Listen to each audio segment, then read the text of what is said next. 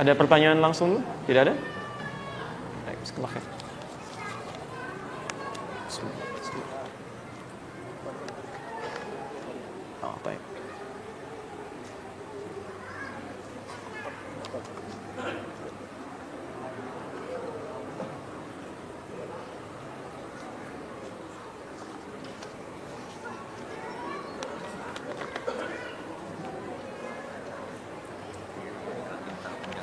Oh, Masya Allah. Jazakallah khair.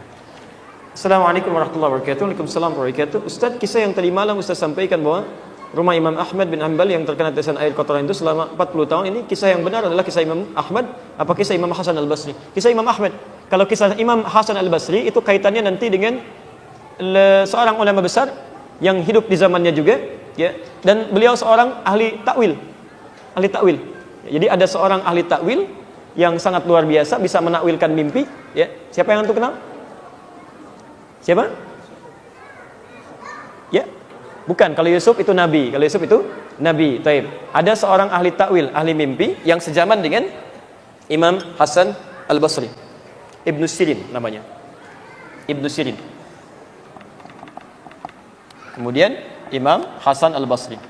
Ini sezaman dengan beliau berdua. Ibnu Sirin ini seorang ulama besar juga, ahli takwil plus ahli hadis. Di antara hadis yang pernah beliau sampaikan itu diambil oleh Imam Muslim dalam kitabnya Sahih Muslim. Antum bisa temukan di jilid yang pertama dari 9 jilid syarah Imam An-Nawawi halaman 119, bab yang keempat, hadis nomor ke-6, posisi paling kiri sebelah atas, tentang babul isnad minad din. Hadis pertama dari Ibnu Sirin. Taib. Hasan al-Basri seorang ulama saleh. Ya, kemudian hafal Quran, ahli juga dalam masalah fikih, tapi Masya Allah beliau terkenal dengan nasihatnya, ahli mau'izah. Jadi kalau sedang menyampaikan nasihat, itu Masya Allah hadirin bisa larut dalam nasihat kebaikan. Itu bisa 5 menit sekali, saking merasakan nasihatnya, 5 menit sekali bisa pingsan, 5 menit sekali. Jadi kalau mengatakan misalnya Alhamdulillahi Rabbil Alamin, segala puji hanya milik Allah Rabb semesta alam, itu diam sebentar, tiba-tiba pingsan. Karena beliau merasakan takut memuji Allah, tapi dalam kehidupannya selalu ingin dipuji. Katanya mengatakan segala puji hanya milik Allah, tapi ketika mengajar ingin mendapat pujian dari orang lain, ingin merasa yang paling baik, ingin mendapatkan pujian dari jamaah, takut, saking takutnya itu bisa sampai pingsan. Ketika mengatakan ittaqullah, bertakwalah kepada Allah, ayyuhan nas ittaqullah, diam sebentar, pingsan. Karena takut mengatakan pada orang tingkatkan takwa kepada Allah, sementara dirinya belum dinilai takwa oleh Allah Subhanahu wa taala. Itu Imam Hasan al-Basri. Itu saya luar biasa belum bisa sampai seperti itu, ya, dan repot juga kalau saya 5 menit sekali pingsan, antum yang repot tuh, ya. Ini Hasan al-Basri, ya. Tapi ini yang paling menarik kaitan dengan materi kita. Hasan al-Basri punya perbedaan pendapat dengan Ibnu, yang karena perbedaan pendapat itu kemudian melahirkan sikap yang tidak nyaman dalam kesehariannya. Jadi ini tidak pernah mengunjungi ke sini, ini tidak pernah mengunjungi ke sini. Karena Ibnu Sirin kadang-kadang kalau berpendapat fikih itu terlalu longgar, ya. Pernah beliau mengatakan, "Hei, orang sakit kan boleh rukhsah untuk tidak puasa. Faman kana minkum maridha." Al-Baqarah 184. Tiba-tiba satu kali beliau tidak puasa, padahal sehat. Ditanya oleh orang, "Anda kok nggak puasa? Kan Anda sehat." Tidak, saya sakit. Saya barusan ngiris bawang, kemudian tergores berdarah, kan sakit nih," katanya. Nah, itu ada sifat nyeleneh yang tidak disukai oleh Imam Hasan al-Basri. Sampai kemudian beliau bertobat dalam kekurangan-kekurangannya. Tapi yang paling menarik, ini yang mau saya sampaikan. Tolong catat betul peristiwa ini, ya. Catat betul ini. Allah tidak menyukai sengketa di antara manusia. Anda kalau punya masalah, pasti akan diberikan oleh Allah satu kejadian yang memberikan peluang kepada Anda untuk rujuk kembali dalam kebaikan. Itu pasti itu. Kalau Anda mendapatkan peluang itu, cepat ambil dan selesaikan. Karena belum tentu mendapatkan peluang yang sama di masa yang akan datang. Selesaikan. Yang paling menarik, tiba-tiba Imam Hasan al-Basri itu bermimpi. Mimpinya ada di sebuah kandang binatang, ya, kandang kambing. Beliau bertelanjang dada, kemudian memegang tongkat begini. Karena beliau, mohon maaf, walaupun ulama besar, memiliki keterbatasan dalam pemahaman itu, akhirnya bertanya-tanya, ini saya mimpi ini apa maksudnya? Berulang-ulang mimpi ada di dalam kandang kambing, telanjang dada, kemudian memegang tongkat seperti ini. Akhirnya diutuslah muridnya untuk bertanya kepada ini Ibnu Sirin. Sampaikan pada muridnya, datanglah kamu kepada Ibnu Sirin, sampaikan ada seseorang bermimpi seperti ini, tapi jangan katakan saya yang mimpi. Baik, lihat kalimatnya. Sampaikan pada Ibnu Sirin, ada seseorang bermimpi seperti ini, tapi jangan katakan saya yang mimpi. Ketika disampaikan hajatnya, ada seseorang mimpi seperti ini, maka bagaimana maksudnya ya guru? Kata Ibnu Sirin, tolong sampaikan pada guru Hasan al-Basri itu, kalau mimpi jangan katakan orang lain yang mimpi. Allahu Akbar. Lihat. Apa yang terjadi? Tiba-tiba kaget muridnya ini, disampaikan pada gurunya. Wahai guru, ini kata Ibnu Sirin begini katanya. Kaget Hasan al-Basri, kemudian disitulah kemudian Allah lembutkan langkahnya, ringankan untuk melangkah kepada tempatnya Ibnu Sirin. Datanglah ke situ. Dari peristiwa itu tiba-tiba ada tegur sapa, ada salaman. Bukankah dengan salaman menggugurkan dosa-dosa kecil yang ada sebelumnya? Ma min muslimaini yaltaqiyani fayatasafahani illa ghufira lahuma qabla an yatafarraqa. Tidaklah dua orang muslim bertemu dimanapun, kapanpun, kemudian dia bermusafahah, cair suasana, kecuali sebelum berpisah diampuni semua dosa kecil yang melekat di antara keduanya. Dosa gugur. Tapi utang tidak ya, hati-hati. Utang tidak. Antum salaman, utang tetap belum lunas. Nah, ketika sampai di situlah kemudian beliau bertanya. Pertanyaan pertama, dari mana Anda tahu kalau yang mimpi itu saya bukan yang lain? Kata Ibnu Sirin, karena mustahil ada orang di kampung ini yang bisa mimpi seperti itu, melainkan pasti Anda. Masuk ke kambang-kambing menandakan kesederhanaan dalam kehidupan. Anda itu Masya Allah, orang terkenal, mungkin bisa dekat dengan penguasa, bisa dapat fasilitas apa saja, bisa mengikuti fatwa mereka, tapi Anda memilih hidup dalam kesederhanaan dengan penampilan seperti ini. Telanjang dada, ya Masya Allah, ingin menunjukkan bahwa Anda selalu terbuka dalam kebaikan, dengan jiwa yang lapang, dibebaskan dari maksiat-maksiat dalam kehidupan, karena selalu menjaga diri dalam kebaikan, dan berpegang teguh dengan tongkat-tongkat nasab yang kuat, seperti Musa diberikan tongkat dalam kehidupannya. Cuma Anda, nggak ada lagi yang lain. Saya pun tidak begitu, kecuali Anda. Maka disitulah kemudian suasana mulai cair, keduanya menjadi baik kembali, dan bersinergi untuk berdakwah di masa mereka itu. Ini contoh. Di saya pun tidak baik kalau kemudian berdakwah sendirian saja, merasa paling hebat. Tidak, yang paling bagus itu sinergi. Karena nggak mungkin satu orang menguasai semua ilmu. Ada ustaz hadis, ada ustaz fiqih, ada ustaz tafsir, kita duduk sama-sama, sampaikan masalah umat dan indah keutuhan itu. Itu luar biasa, ini poinnya. Ya. Baik. Bismillah. Assalamualaikum khair. Masya Allah. Ini diketik ya, diniatkan betul, luar biasa. Innamal a'malu binniyat, semua amal bergantung pada niatnya. Dan niat Anda dengan diketik, mudah-mudahan pahalanya lebih banyak ya. Masya Allah. Ada pahala ngetiknya, pahala ngeprintnya, pahala plus dengan nyobeknya. Baik. Waalaikumsalam warahmatullahi wabarakatuh. Ustaz, pertanyaan saya sedikit panjang. Minggu depan saya akan ujian skripsi. Setelah ujian maka ada proses revisi hingga disahkannya skripsi saya dan terbitlah surat keterangan lulus. Masya Allah. Ada aturan jika sebelum Februari SKL terbit, maka uang kuliah semester ini yang telah dibayar pertengahan Januari lalu bisa ditarik kembali. Masya Allah. Masalahnya kini petugas jurusan yang menerbitkan SKL tersebut akan membantu semua mahasiswa yang ujian skripsi minggu depan dengan menerbitkan SKL mereka langsung setelah ujian selesai. Padahal ini bukan atas kehendak saya sehingga kami bisa langsung mengambil uang kuliah kami kembali. Taib. Bagaimana hukumnya uang yang saya terima itu Ustaz? Haramkah karena telah melanggar prosedur yang ada? Taib. Pertama, segala sesuatu yang melanggar aturan itu ada nilai maksiat di situ. Gak boleh dilakukan. Itu salah. Dan turunan-turunannya menjadi tidak berkah. Turunan-turunannya menjadi tidak berkah. Tapi problemnya, apa yang harus Anda lakukan sementara ini belum terjadi? Bisa kita kerjakan, bisa kita sikapi. Ya. Quran surah ke-16 ayat 126 misal. Ini poin pertama. Sudah?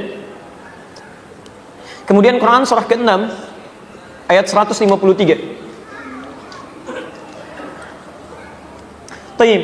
Saya mulai dari Quran surah ke-6 ayat 153 dulu ya. Inna hadza siratal mustaqim fattabi'uhu wa la tattabi'us subula.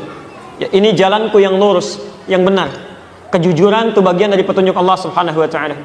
Keadilan menempatkan sesuatu sesuai dengan tempatnya bagian dari petunjuk Allah Subhanahu wa taala. Maka jangan langgar aturan Allah. Ketika Anda langgar, keberkahan pasti tidak akan turun. Termasuk dalam harta benda. Ya. Misal Allah telah tetapkan kepada Anda, rizki Anda itu sudah diatur, sudah disiapkan, ada, nggak mungkin tertukar. Quran surah ke-51 ayat ke-22, posisi paling kanan di pertengahan agak sedikit ke bawah. Wa fis samaa'i rizqukum wa ma tu'adun. Dan rizki kalian sejak diciptakan saya sudah tetapkan di langit kata Allah. Diatur, tidak akan tertukar. Jadi Anda tidak perlu mengambil punya orang lain, punya Anda sudah ada. Nggak ada kerjaan Anda ngambil punya orang. Ketika Anda mengambil punya orang lain, maka resikonya adalah harta itu akan dikembalikan pada orang dimaksud, plus Anda pun mendapatkan ketidakberkahan dalam kehidupan. Ini poinnya. Nah, maka apa yang terjadi dengan sikap seperti ini? Kalau ada yang demikian terjadi, maka pertama pegang teguh dengan aturan. Bagaimana cara memegang teguhnya? Kalimatnya di situ berbentuk jamak. Fattabi'u, maka ikuti oleh kalian bersama-sama. Maka kumpullah dengan teman-teman. Jangan sendirian. Kumpul dengan teman-teman, sampaikan bahwa uang ini milik kita, baik sekarang ataupun besok. Tentu kalau diberikan akan milik kita juga, nggak ada bedanya sekarang dengan besok. Maka jangan sampai kita melanggar aturan. Mari kita diskusikan. Caranya apa? Berdialog. Ayat ke-125-nya. Ud'u ila sabili rabbika bil hikmah. Datang dengan hikmah. Jangan dicela. Karena mungkin orang ini tadinya niatnya baik. Saya ingin dahulukan supaya mungkin punya biaya, mudah untuk menyelesaikan program skripsinya dan sebagainya. Niatnya baik, cuman dilakukan dengan cara yang keliru. Nah, apa solusinya? Ambil jalan tengah, datang kemudian sama-sama, diskusi mencari jalan peluang. Kalau dengan diskusi itu kemudian dibenarkan oleh sistem, maka silahkan ambil, dan itu bagian dari hak Anda yang bisa dinikmati. Semoga Allah Subhanahu wa taala memberikan kemudahan dalam prosesnya. Baik. Apa hukumnya kunut yang dikerjakan setiap subuh?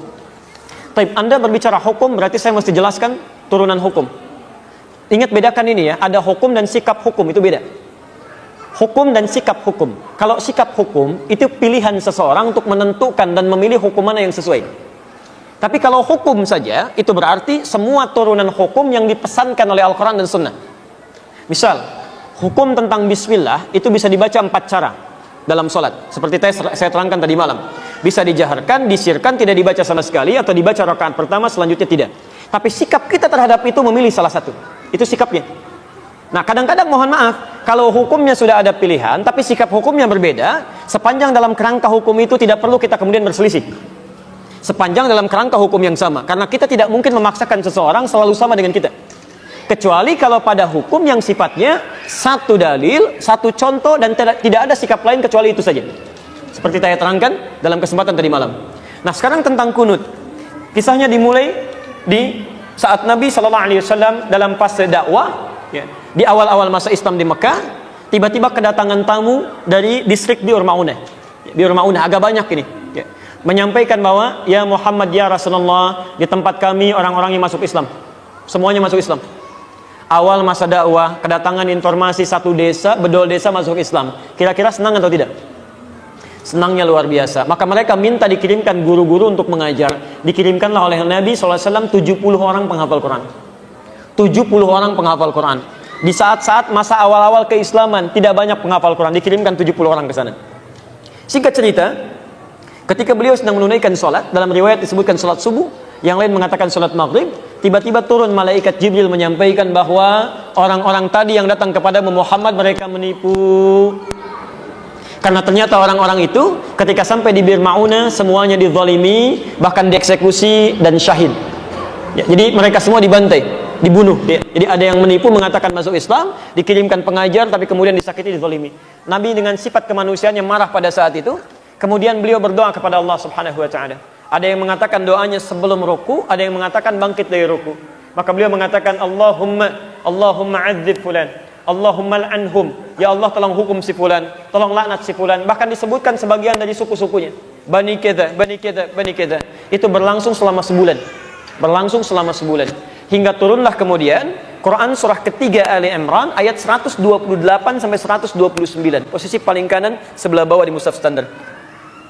Quran surah ketiga Ali Imran ayat 128 sampai 129. Ayat 128 ini poinnya.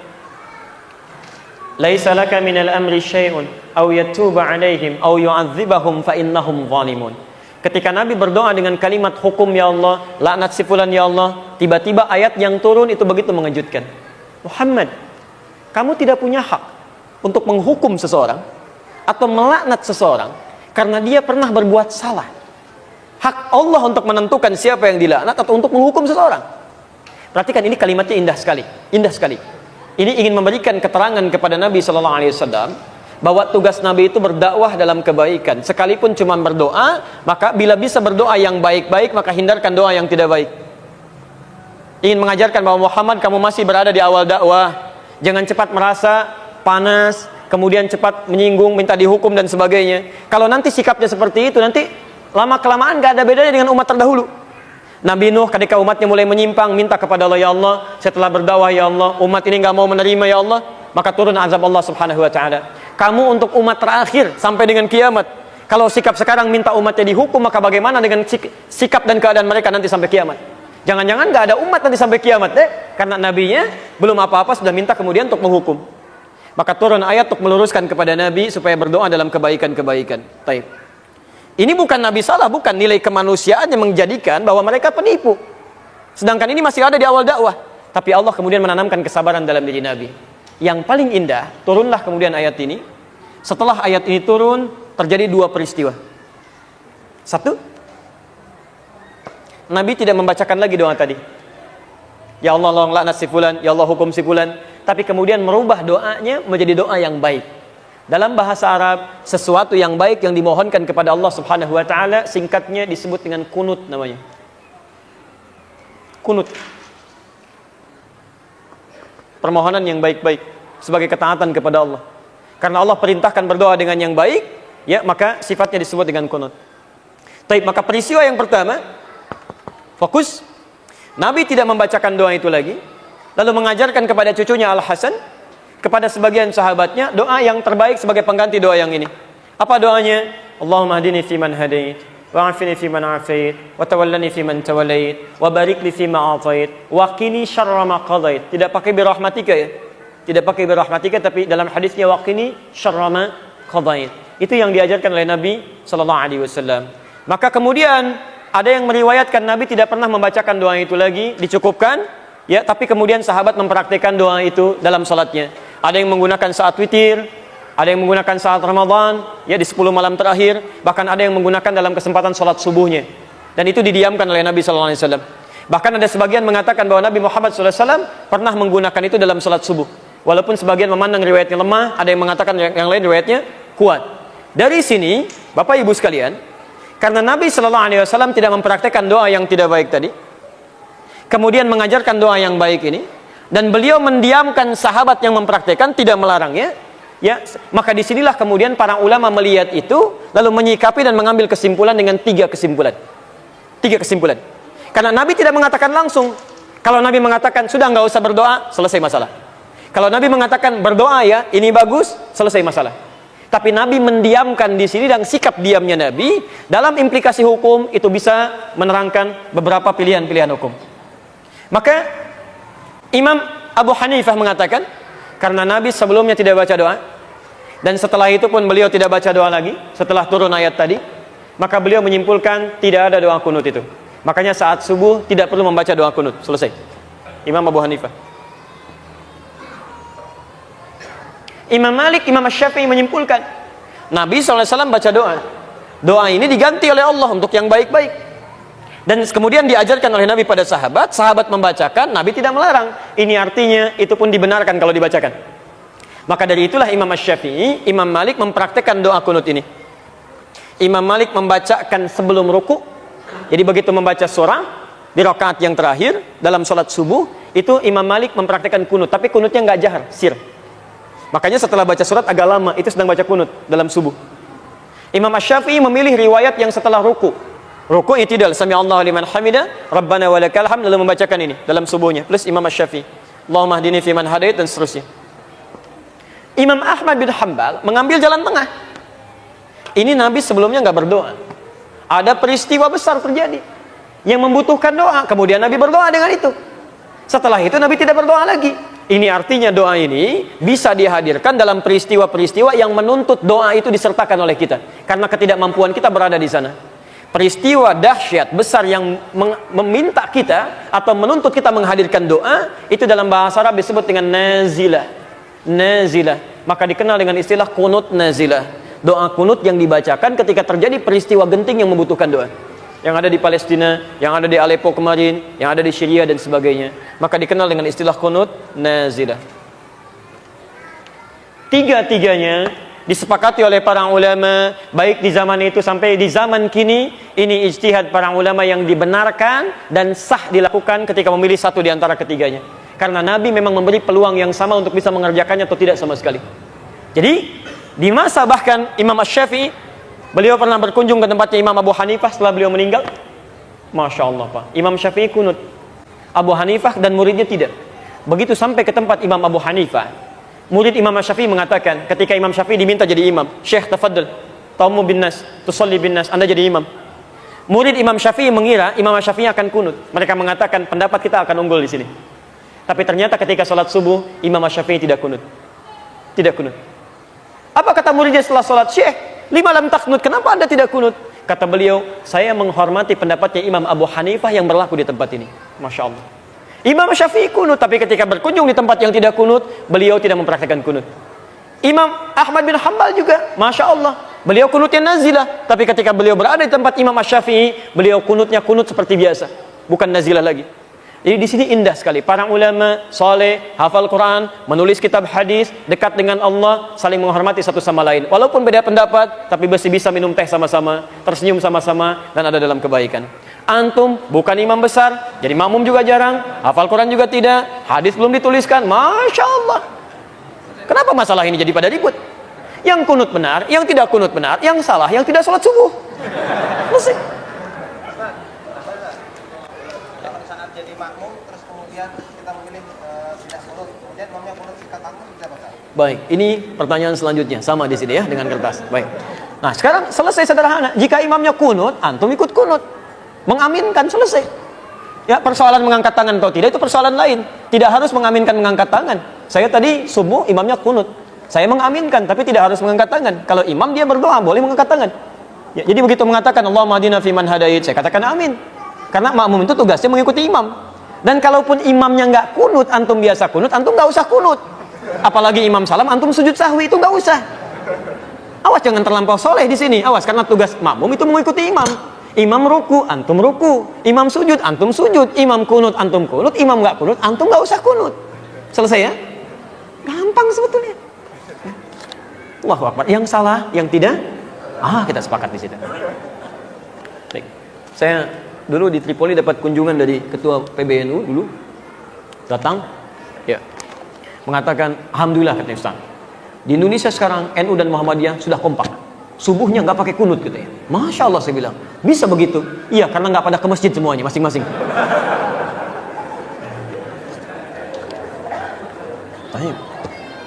Alhamdulillah, sebentar ya, masih ada waktu.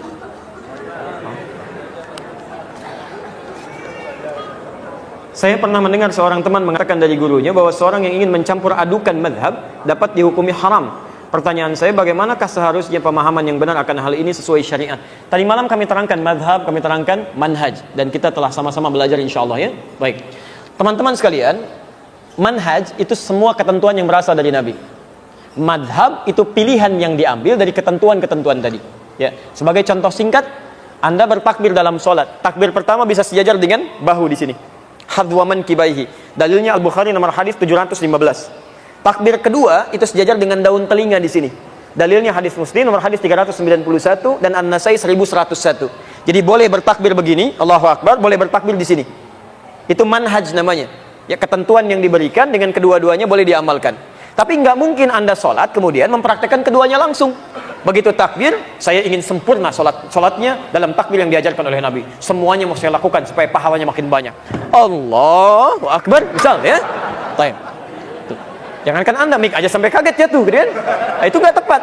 Anda lakukan Allah, itu nggak bisa, nggak ada. Yang mesti Anda kerjakan dan mungkin dikerjakan, pilih salah satu. Imma Anda sejajar dengan bahu atau sejajar dengan daun telinga. Nah, ketika Anda memilih salah satu itu disebut dengan madhab, pilihan yang ada. Nah, teman-teman sekalian, pilihan-pilihan ini itu kadang-kadang disampaikan oleh Nabi ada yang ilatnya. Ilat itu sebab pilihan turun berdasarkan kondisi-kondisi tertentu. Misal, ada kondisi darurat, ada saat safar. Saat safar antum boleh qasar kan? Dari yang 4 rakaat jadi 2 rakaat kan? Makanya salat sunnahnya ditiadakan di sini. Awas, hati-hati ya, hati-hati. Antum terbiasa salat sunnah misalnya, kemudian antum safar. Antum qasar misalnya kan, yang 4 jadi 2 rakaat. Kesempatan masih lenggang, ada peluang salat sunnah misalnya. Masih boleh salat sunnah? Halo? Oh, ya nggak usah, jangan terlampau soleh. Awas, nggak usah dikerjakan. Gak usah, yang fardu aja antum turunkan jadi 2, 4 jadi 2. Kenapa antum tambah dengan sunnah lagi? Saat anda tidak mengerjakan salat sunnah itu, pahala salat sunnahnya sudah dituliskan. Itu hadisnya sahih di Al-Bukhari. Idza maridul abdu aw safar kutiba lahu mithla ma kana alaihi muqiman sahihan. Kalau seorang hamba punya uzur, bahkan dia safar tidak mengerjakan amalan rutinnya, yang 4 jadi 2, yang sunnah nggak dikerjakan, itu pahala konsistensi amalan sebelumnya sudah dituliskan walaupun tidak dikerjakan. Nah, kadang-kadang orang safar ini bacaan-bacanya dipendek. Doa istiftah atau iftitah itu ada 12 doa. Dari yang paling panjang sampai yang paling pendek. Yang panjang misalnya, yang wajah tu wajah lilladzi fataras samawati wal arda dan seterusnya, itu di hadis Muslim nomor hadis 1848 dari Ali bin Abi Thalib. Ada yang baca Allahumma ba'id baini wa baina khataayaya di Al-Bukhari nomor hadis 711. Tapi ada juga yang pendek, Allahu akbar kabira, alhamdulillahi katsira, wa subhanallahi. Ada yang a'udzubillahi samil alim minasyaitonir rajim. Ada yang subhanadzil mulki wal malakut wa izzati waz jabarut. Ya. Baik, dalam keadaan antum terburu-buru, safar, darurat, Anda bisa memilih yang paling pendek. Duduk di antara 2 sujud misalnya, kan bacaannya ada yang panjang sampai 7 bacaan. Rabbighfirli warhamni wajburni warfa'ni dan seterusnya. Tapi ada pilihan yang pendek. Rabbighfirli pendek.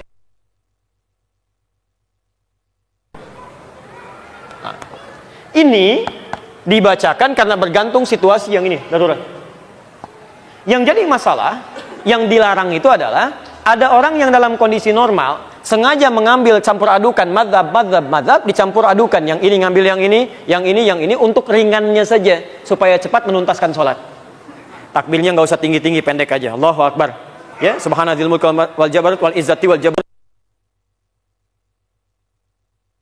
Itu baca surat yang paling pendek, ya inna a'tainakal kautsar fasholli rabbika wanhar nasyani'aka wal abtar.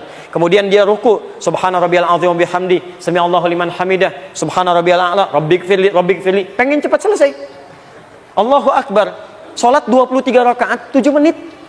Allahu akbar, Allahu akbar, Allahu akbar, Allahu akbar. La haula wala quwwata illa billah. Ini yang disebut dengan talfiq namanya. Talfiq. Mencampur adukan mazhab-mazhab yang ada hanya untuk mengambil keringanan-keringanan supaya nyantai dalam ibadah tapi tidak khusyuk dalam menunaikannya. Ini yang haram. Tapi kalau Anda misalnya mengambil pendapat terkuat yang Anda pandang kuat untuk diamalkan dalam keseharian, itu boleh. Boleh. Misal, doanya kan banyak, Anda mengambil yang Allahumma ba'id misalnya. Kemudian tahiyatnya Anda mengambil telunjuknya yang begini, tidak tergerak-gerak. Menggunakan bismillah dijaharkan, jahar misalnya kan, pendapat Imam Asy-Syafi'i.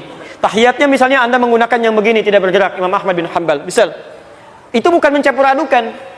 Anda pelajari, lihat pendapatnya, oh ini yang paling kuat. Mengambil pendapat yang paling kuat itu disebut dengan tarjih namanya, tarjih. Beda dengan talfik, itu lain. Nah, maka kalau seperti ini diperkenankan.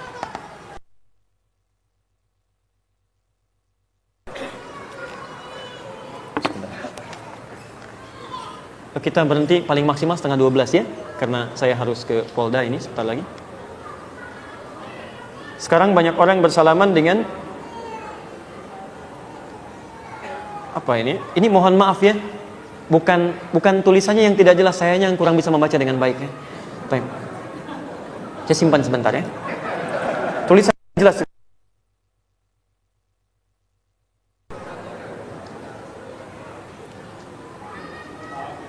Baik, saya ambil salah satu dari 2 pertanyaan. Apa yang dimaksud dengan hadis qudsi? Hadis qudsi itu hadis yang diriwayatkan dari Nabi sallallahu alaihi wasallam, yang lafadznya dari Nabi tapi maknanya langsung dari Allah Subhanahu wa taala, dan menggunakan kalimat qala Allah azza wa jalla. Allah Subhanahu wa taala berfirman. Saya berikan contoh hadis qudsi. Misal di Sunan Abu Daud itu dari Sijistan, dikenal dengan Sulaiman As-Sijistani. Beliau hafal 500.000 hadis dengan sanadnya. Lunak sekali lisannya menyebutkan hadis. Dulu ada, kata Ibnu Qayyim Al-Jauziyah, dulu ada nabi yang tangannya mudah melunakkan besi. Dikenal dengan Nabi Daud. Maka manusia ini lisannya mudah melunakkan hadis, maka disebut oleh beliau dengan Abu Daud. Kalau ada Nabi Daud bisa melunakkan besi dengan tangannya, maka ini Abu Daud bisa melunakkan hadis dengan lisannya. 1.800 hadis khusus dituliskan masalah fikih saja. Tentang taharah, tentang salat, tentang puasa. Hadis yang dituliskan dengan susunan fikih disebut dengan sunan, maka dikenal dengan Sunan Abu Daud. Isinya 4.800 hadis, ada 15 hadis qudsi di dalamnya. Hadis qudsi yang kedua nomor hadis 649 dari sahabat Abu Hurairah radhiyallahu taala anhu. Saya bacakan misalnya. Ya, Nabi menyampaikan qala Allahu azza wa jalla, Allah Subhanahu wa taala berfirman, ada hak hambaku, ada hak aku di situ dari hambaku. Nah, ketika kalimat hadis yang mengatakan qala Allahu azza wa jalla, Allah berfirman, menyampaikan kalimat, lafaznya disampaikan oleh Nabi, maknanya dari Allah, itu yang disebut dengan hadis qudsi. Di Allah sendiri yang seketika mengatakan pada Nabi, sampaikan seperti ini. Jelas? Apa bedanya dengan Quran? Kalau Quran semua lafaznya itu dari Allah. Nabi nggak boleh dibacakan setiap hurufnya berpahala. Tapi hadis tidak. Jadi kalau antum baca hadis, diamalkan, baru ada pahala. Dipelajari, ada pahala. Tapi Quran, setiap hurufnya berpahala. At-Tirmidzi, nomor hadis 2910. Taib. Man qara'a harfan min kitabillah, falahu asyru hasanat. Siapa yang baca satu huruf dari Al-Quran, dia dapat 10 kebaikan setiap satu hurufnya. Walam mim harfun. Walakin alifun harfun, lamun harfun, mimun harfun. Tapi alif satu huruf, lam satu huruf, mim satu huruf. Walikulli harfin asyru hasanat, dan setiap hurufnya 10 kebaikan. Jadi kalau Al-Quran antum baca alif lam mim, dapat berapa? Baik, ada 30 kebaikan kurang lebih. Hadis tidak.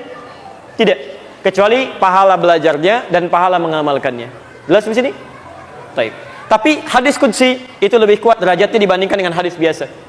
Jadi kalau antum menemukan hadis qudsi, cepat amalkan isinya karena posisinya lebih kuat dibandingkan dengan hadis biasa. Allah taala a'lam bissawab. Baik, Waalaikumsalam warahmatullahi wabarakatuh. Ustaz, apa yang harus diajarkan terlebih dahulu kepada orang yang ingin masuk Islam?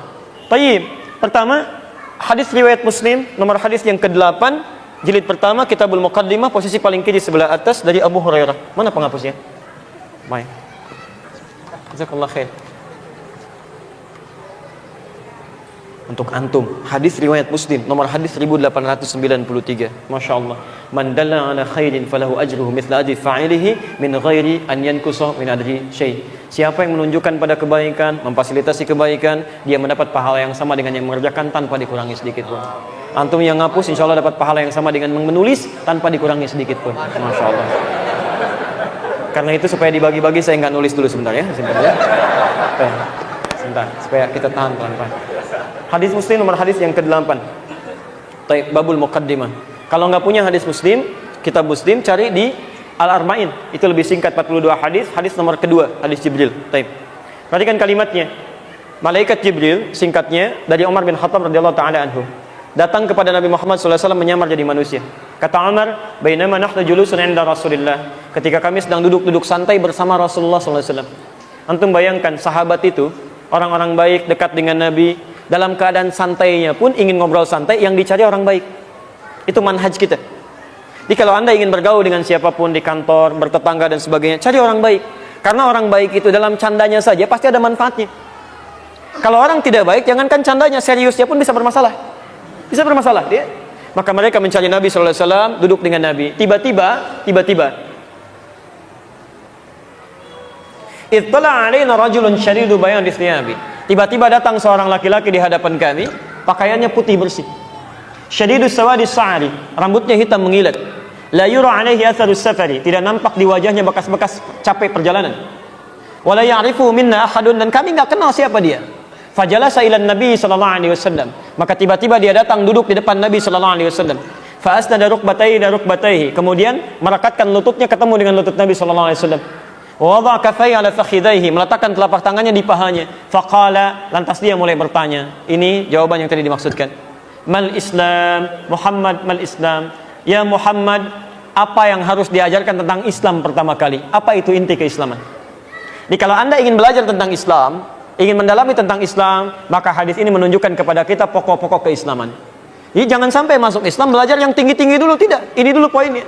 Satu, antashhada anna ilaha illallah wa anna Muhammad Rasulullah. engkau bersyahadat, bersaksi bahwa tiada Tuhan yang berhak disembah kecuali Allah Subhanahu wa taala, dan cara menyembah Allah ikuti tuntunan Muhammad sallallahu alaihi wasallam. Makanya syahadatnya dua, mengakui Allah sebagai Tuhan yang disembah, yang kedua mengikuti Nabi, mengakui Nabi sebagai rasul yang harus diikuti dengan cara menyembah Allah Subhanahu wa taala. Jelas sampai sini? Nah, karena itu kalau ada seseorang misalnya mau masuk Islam, pertama syahadatkan dulu. Langsung aja, nggak usah banyak pembukaan ya. Saya perhatikan ada orang mensyahadatkan diajak istighfar dulu. Istighfar dulu ya. Bapak itu banyak dosa sebelumnya Pak ya. Sekarang mau masuk Islam, alhamdulillah ya. Betapa dosa yang banyak kan diampuni oleh Allah. Pembukaan sampai setengah jam. Baik, ibu bapak sekalian, mohon izin ya. Keterangan Quran mengatakan, mohon izin, Allah itu tidak akan pernah menerima istighfar yang belum bersyahadat. Enggak ada faedahnya Anda istighfar karena Anda belum bersyahadat. Jadi istighfar itu kan permohonan ampun. Non-muslim bermohon ampunan pada Allah nggak akan nyambung. Nabi aja memintakan ampunan bagi yang belum beriman nggak diterima oleh Allah. Ya, Nabi Ibrahim memohon ampunan untuk bapaknya. Nabi Nuh alaihissalam mohon ampunan untuk anaknya karena dia belum mau berislam, nggak diterima. Jadi yang akan diterima adalah ketika dia bersyahadat dulu. Ketika bersyahadat gugur semua dosanya. Hati-hati. Ketika Anda memberikan kalimat-kalimat panjang, ayo istighfar, istighfar, tiba-tiba meninggal dunia belum bersyahadat, siapa yang tanggung jawab? Langsung aja bismillahirrahmanirrahim. Asyhadu an la ilaha illallah, asyhadu anna Muhammadar Rasulullah. Sampaikan kalimatnya. Setelah itu tidak cukup dengan bersyahadat. Quran surah ke-47 ayat 19. Tayyib fa'lam annahu la ilaha illallah. Mesti punya ilmu, belajar untuk meyakinkan bahwa tiada Tuhan selain Allah. Setelah itu belajar tauhid.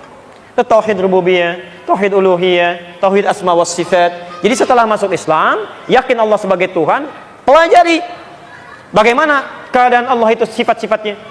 Allah punya sifat apa saja? Kalau ingin berdoa bagaimana? Bagaimana menetapkan ketuhanan Allah?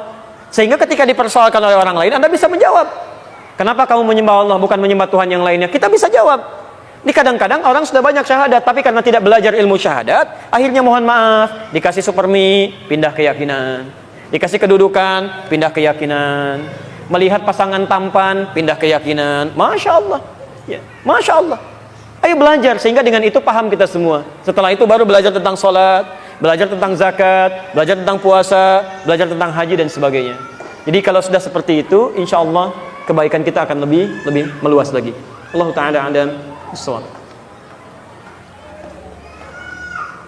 Sikap terbaik dalam menghadapi kondisi umat Islam yang muncul sekarang, misal di dalam negeri carut marut politik sehingga ada terpecah, di luar negeri ada peperangan, pembunuhan. Apa yang pertama kali harus dilakukan? Pertama, sikapi dengan kita berdoa kepada Allah Subhanahu wa taala dalam kebaikan. Itu poinnya. Berdoa, ini poin pertama. Ya, minimal kita mohon kebaikan dunia, mohon kebaikan akhirat, memberikan petunjuk oleh Allah Subhanahu wa taala. Banyak doa yang disampaikan dalam Al-Qur'an. Ya, misal kita bisa ambil Quran surah kedua ayat 201, itu doa yang paling antum populer, antum pahami. Apa doa yang paling disukai, yang paling populer, favorit? Rabbana atina fid dunya hasanah fil akhirati hasanah wa qina adzabannar. Ya, doa apa itu? Masya Allah, antum punya istilah sendiri. Orang Arab pun nggak tahu istilah itu ya. Ada doa sapu jagat, ada doa jagat nggak ada sapunya, ada doa sapu nggak ada jagatnya, cuma antum yang tahulah. Taib. Jadi kita berdoa dalam kebaikan, doakan dulu. Ya. Kemudian kita minta perbaikan-perbaikan di situ, seperti doa Nabi Ibrahim misalnya. Ya, Quran surah kedua Al-Baqarah ayat 126, posisi paling kanan sebelah bawah. Ya, Allahumma ja'al hadzal balada misalnya baldatan aminah, gitu kan? Seperti Nabi Ibrahim berdoa untuk Mekah. Ya, beliau katakan, ya Allah berkahi kota ini, anugerahkan keberkahan darimu ya Allah, jadikan makmur dan sebagainya. Kemudian kalau merasa ada kezaliman di situ, akui, istighfar. Rabbana zalamna anfusana wa illam taghfir lana wa tarhamna lanakunanna minal khasirin. Kalau ada kesalahan yang meluas, antum ingin minta ampun, Al-Baqarah 286. Pertama jangan mencela, kita berdoa dulu. Kalau kesalahan ada dalam sikap pemimpin misalnya, doakan pemimpin supaya dapat hidayah. Kemudian dorong orang-orang baik untuk menasihati dan ikuti ketentuan hukum yang berlaku. Jangan sampai melanggar aturan dengan cara yang tidak tepat. Ya, jelas sampai sini ya? Baik, kalau sudah demikian terjadi, lalu kira-kira apa yang bisa kita berikan untuk mereka? Misal kalau ada harta benda untuk bantu, ya berikan hartanya. Infak misalnya, Quran surah kedua ayat 215. Dengan zakat misalnya, Quran surah ke-9 ayat ke-60.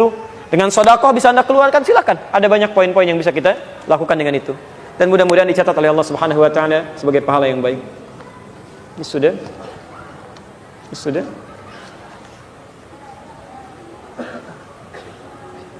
Ustaz, doa itu adalah selama-lamanya iman dan senjatanya umat mukmin. Bagaimana menyikapinya, Ustaz?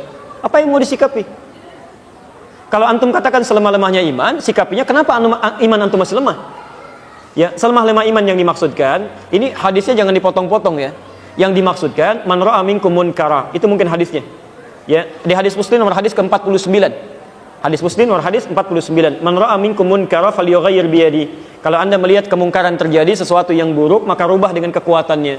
Kalau antum punya kekuatan, rubah itu. Ya. Antum misalnya, mohon maaf, sekarang kerja di keamanan misalkan, ada yang polisi, ada yang tentara, sesuatu terjadi, itu pahala antum ada di situ.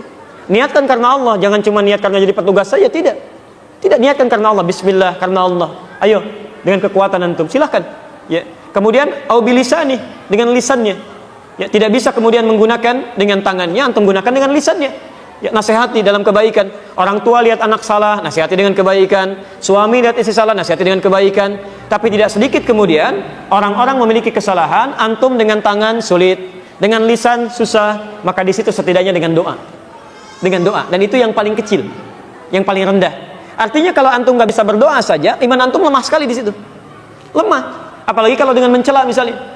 Sudah dengan kekuatan nggak bisa, dengan harta nggak bisa, dengan nasihat nggak mampu, mendoakan pun nggak mau. Mencela, antum sehat. Ini ada orang di Palestina disiksa, ada orang di Syria nggak bisa, masya Allah macam-macam. Tiba-tiba datang seseorang, gelarnya tinggi, S1, S2, S3, sampai ada yang S-nya banyak, sampai demikian dinginnya. Masya Allah, sikapnya begitu luar biasa. Ya, orang yang berjuang dicela, orang yang berinfak dicela, orang yang mendoakan dicela. Ini antum mencela kemana-mana, antum siapa sih sebetulnya? Baik. Halo, jelas? Alhamdulillah. Oh, ini masih ada, ini masih banyak. Oh, maaf, ini sama dengan yang tadi, bukan tidak jelas, tapi saya yang kurang bisa membaca. Baik. Bismillah. Afwan Ustaz, saya ingin bertanya. Assalamualaikum warahmatullahi wabarakatuh. Apa yang harus saya lakukan? Apakah saya ikut berdoa atau apa yang sebaiknya saya harus lakukan sebagai makmum kalau imam selalu menggunakan kunut setiap subuh? Tadi sudah saya jawab ya. Baik, jadi saya cukupkan. Bismillah. Jangan dulu menulis ya, barangkali pertanyaan Anda ada di sini. Waalaikumsalam warahmatullahi wabarakatuh. Semoga Ustaz selalu diberi kesehatan. Jazakallahu khair. Semoga antum pun diberikan kesehatan oleh Allah. Bagaimana perbedaan mendidik anak perempuan dan laki-laki agar memiliki akhlak seorang pecinta? Masya Allah. Pertama, Quran surah ke-7 ayat 189. Setelah lahir, Quran surah kedua ayat 233, sisi paling kanan sebelah bawah. Usia 2 tahun ke atas, Quran surah ke-31 ayat 13 sampai dengan 19. Cara menyiapkannya di Quran surah ketiga ayat 35 sampai 37, posisi paling kiri dari tengah sampai ke bawah. Sampai menikah atau sampai tumbuh aja? Bergaul, Quran surah ke-49 ayat ke-13. Dilamar, Quran surah ke-4 ayat ke-4. Kemudian setelah menikah, pernikahannya Quran surah ke-30 ayat 21. Setelah menikah, Quran surah ke-4 ayat 34. Sampai sini aja dulu. Baik, sekarang perhatikan teman-teman sekalian, bagaimana menyiapkan anak supaya dia dekat dengan Allah, disayang Allah, dan menjadi pecinta kebaikan-kebaikan. Pertama, ada teori umum yang tidak membedakan antara laki-laki dengan perempuan. Pertama, dalam fase kandungan itu siapkan sejak mulai dalam kandungan. Bagaimana cara menyiapkannya? Berbanyak doa kepada Allah supaya anak yang dikandung ini bisa lahir dalam keadaan baik, soleh, dan dekat dengan Allah Subhanahu wa taala. Doanya ada di ujung Quran surah ke-7 ayat 189. Yang berdoa bukan cuma istri yang mengandung, tapi suami istri. Ya. Da'awallaha rabbahuma la in ataitana salihah lanakuna minasyakirin. Ya Allah, jikalau Engkau anugerahkan anak yang lahir ini menjadi soleh, dekat denganmu, baik kehidupannya, kami akan sangat bersyukur dengan itu semua. Jadi isi dengan doa kebaikan. Satu itu. Ini pernah dilakukan oleh istrinya Imran, namanya Hannah. Bahkan diabadikan di Quran. Disebutkan di Quran surah ke-3 ayat 35, posisi paling kiri di pertengahan. Ya, beliau berkata, Rabbi inni nazartu laka ma fi batni muharraran fataqabbal minni.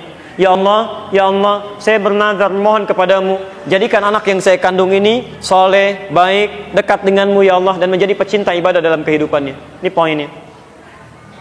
Tapi yang paling menarik, teruskan dulu ya, sebelum ke sini, teruskan. Saat antum sudah berdoa, maka ini yang poin paling penting. Iringi doa ini, sandingkan doa dengan ikhtiar yang benar. Tidak cukup berdoa, tapi harus ada ikhtiar. Ikhtiar yang mengiringi doa yang dipanjatkan. Awas, Allah tidak menyukai orang berdoa tapi nggak punya ikhtiar.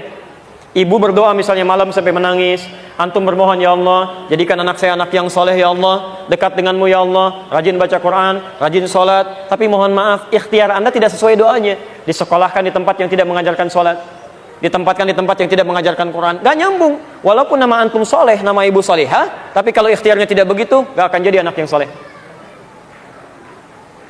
Tayyib. Maka apa yang dilakukan oleh Hannah dengan Imran? Dipilihkan guru yang baik, namanya Zakaria, seorang nabi, orang terbaik pada saat itu. Dibuatkan tempat yang baik, mihrab, supaya bisa fokus mendekat kepada Allah.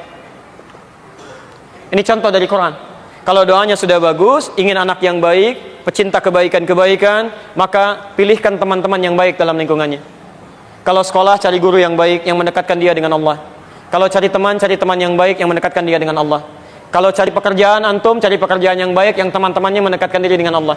Kalau makanannya sudah halal, temannya sudah baik, gurunya sudah baik, maka apa yang terjadi? Ayat 37-nya.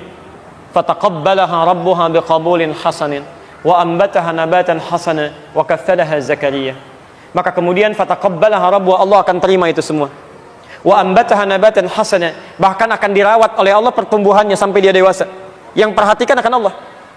Dari mulai rizkinya, dari mulai pergaulannya. Anda bisa lihat anak Anda di rumah dan Anda awasi. Tapi apakah Anda bisa menyertai ketika dia keluar rumah? Belum tentu. Apa yang dia makan? Apakah dipastikan baik untuk kesehatannya? Dengan siapa dia bicara? Apakah memberikan kosakata yang bagus untuk dia?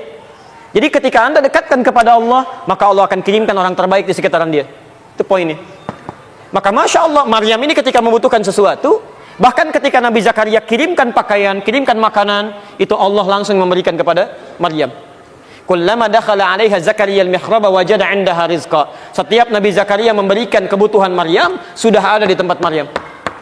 Mau ngirim pakaian, ada pakaian. Ngirim makanan, ada makanan. Sampai kaget, ya Maryam, anna laki hadha? Maryam, dari mana semua ini? Qalat huwa min 'indillah. Ini semua dari Allah. Makanya orang tua yang menyiapkan kebaikan-kebaikan seperti ini, itu pasti anak keturunannya akan lebih baik dibanding orang tuanya. Sekarang perhatikan, Imran orang soleh, sampai namanya disebutkan di Quran. Istrinya Hannah orang soleh, tapi begitu melahirkan, punya anak namanya siapa? Tahu dari mana? Ayat ke-36-nya. Falamma wada'atha qalat rabbi inni wada'tuha untha. Ketika dilahirkan anaknya, yang lahir perempuan, padahal pengennya laki-laki. Yang lahir perempuan. Awas, anak keturunan itu hak prerogatif Allah Subhanahu wa taala. Terserah Allah. Karena begitu diberikan keturunan, keturunan itu akan diberikan sifat oleh Allah untuk menyempurnakan kekurangan kedua orang tuanya. Antum berharap laki-laki, kata Allah jangan laki-laki, perempuan. Dengan perempuan ini sifat orang tua kemudian menjadi lebih sempurna, lebih baik lagi. Ya, karena itu ada yang berharap laki-laki keluar perempuan, ada yang berharap perempuan keluar laki-laki, ada yang ingin cepat jadi lambat, ada yang ingin lambat jadi cepat. Masya Allah, hak Allah. Nah, begitu lahir tiba-tiba misalnya perempuan, dia berkata, ya Allah, kau yang lahir perempuan. Kata Allah, lihat, wallahu a'lamu bima wada'at wa laysa dzakaru kal unta. Allah lebih tahu maslahat kelahiran anak ini. Hei, perempuan pun punya keistimewaan yang tidak dimiliki oleh laki-laki. Jadi ini nggak ada bedanya, baik laki-laki atau perempuan, tugas orang tua merawat dia dengan baik sebagai titipan Allah. Yang paling penting, wa inni sammaituha Maryam. Saya beri nama dia dengan Maryam. Ini poinnya. Cari nama yang baik. Nah, sekarang perhatikan. Imran, Maryam, ibunya Hannah. Ketika melahirkan Maryam, Maryam lebih baik dibandingkan dengan ibunya. Ibunya tidak disebutkan namanya, Maryam disebutkan namanya. Bahkan jadi surat di Quran, surah ke-19. Ibunya mengandung, melahirkan, ada bapak. Maryam mengandung, melahirkan tanpa disentuh laki-laki manapun. Bahasa Qurannya bukan tidak ada bapak, tanpa disentuh laki-laki manapun. Ya, kalau yang mengandung, melahirkan tanpa ada bapaknya itu banyak. Tapi mengandung, melahirkan tanpa disentuh laki-laki manapun, itu cuma Maryam. Dan ibu ingat kaidahnya ya. Kalau di Quran disebutkan peristiwa khusus menimpa dan disebut menimpa pada seseorang dan disebutkan namanya, itu artinya peristiwa itu tidak akan terjadi lagi di masa depan. Cuma itu saja. Tapi kalau disebutkan inisialnya atau gelarnya, itu artinya peristiwa itu akan terjadi lagi di masa yang akan datang dengan tokoh dan zaman yang berbeda. Fir'aun itu bukan orangnya, tapi inisialnya. Sekarang pun akan ada orang-orang yang bersikap seperti Fir'aun. Bagaimana menyikapinya? Dakwah Musa dan Harun kepada Fir'aun. Tapi Maryam tidak ada lagi. Jelas sampai sini? Taib. Sekarang Maryam melahirkan siapa? Isa. Masya Allah. Maryam Nabi bukan? Bukan. Rasul bukan? Bukan. Isa Nabi bukan? Nabi. Rasul bukan? Rasul. Isa lebih baik daripada Maryam, lebih baik daripada Imran. Jadi kalau antum orang tua ingin menyiapkan generasi, lebih harus baik dibandingkan 3. Kalau anda belum hafal Quran, anaknya mesti jadi penghafal Quran. Anaknya penghafal Quran, cucunya penafsir Quran, cicitnya hafal hadis. Harus lebih baik. Itu manhaj Quran begitu. Tantangan kita di masa depan, anak-anak kita itu lebih daripada kita sekarang. Mesti lebih hebat. Masya Allah, kan enak tuh di keluarga. Ada masalah begini, ayatnya apa ya? Nah, sini ayatnya apa? Begini.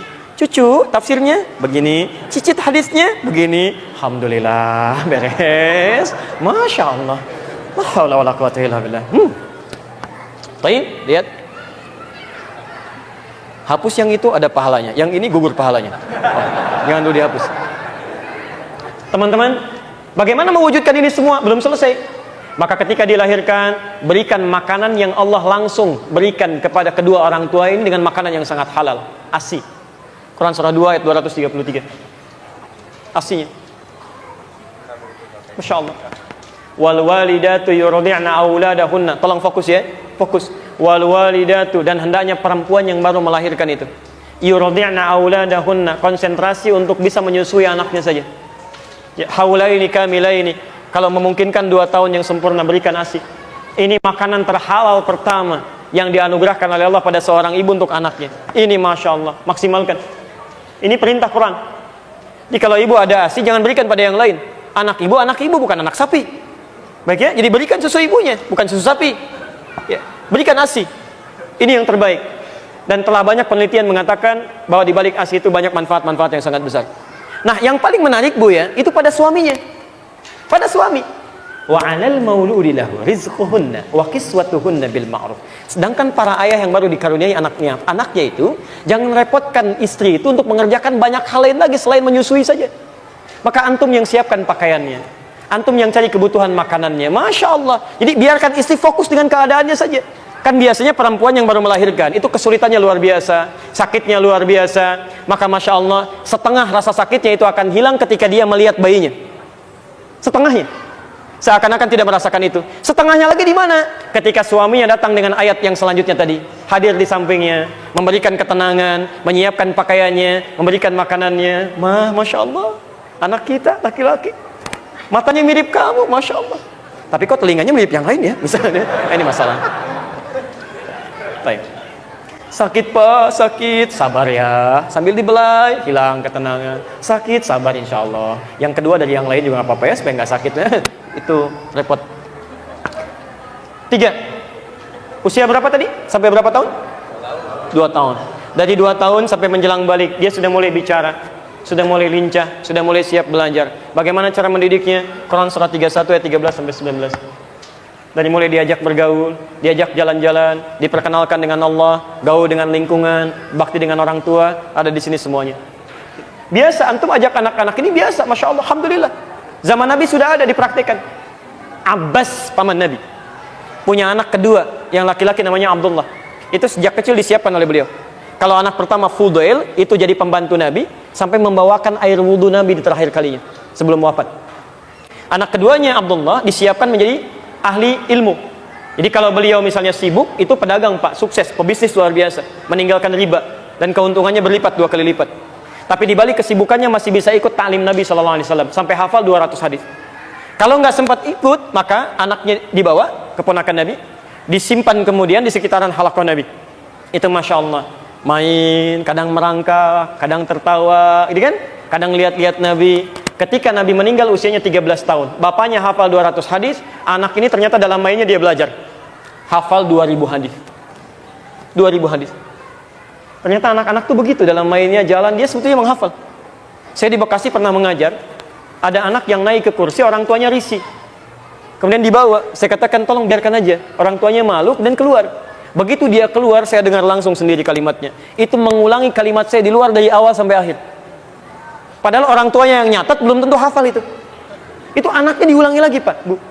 Tapi ya kita kondisikan gitu kan. Kita kondisikan. Seperti diajak ke masjid sesuai dengan usianya. Berikan tempatnya. Kalau nangis kita ajak ke belakang. Berikan pengertian pada dia. Itu yang terbaik. Ya. Terjadi di masa Nabi.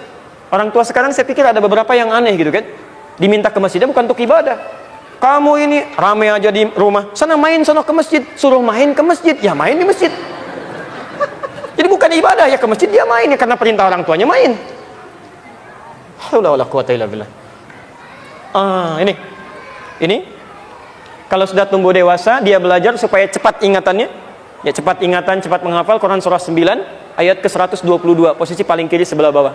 Kalau di pelajarannya ingin meningkat prestasinya, supaya diangkat imannya dan ilmunya semakin bertambah, Quran surah 58 ayat ke-11 silakan dibaca. Dan nanti kalau dia sudah mulai bergaul supaya mendapat lingkungan yang baik, tidak ada pergaulan bebas, Quran surah 43 ayat 13, sampai dia kemudian kalau ada yang minat kemudian dilamar, cara melamarnya Quran surah 4 ayat ke-4. Kalau terjadi pernikahan, supaya sakinah, mawadah dan rahmah, Quran surah 30 ayat 21. Dan antum tanggung jawab ini, hilang di sini satu. Ya. Ketika kemudian sudah terjadi pernikahan, bagaimana membagi tugasnya, Quran surah 4 ayat 34.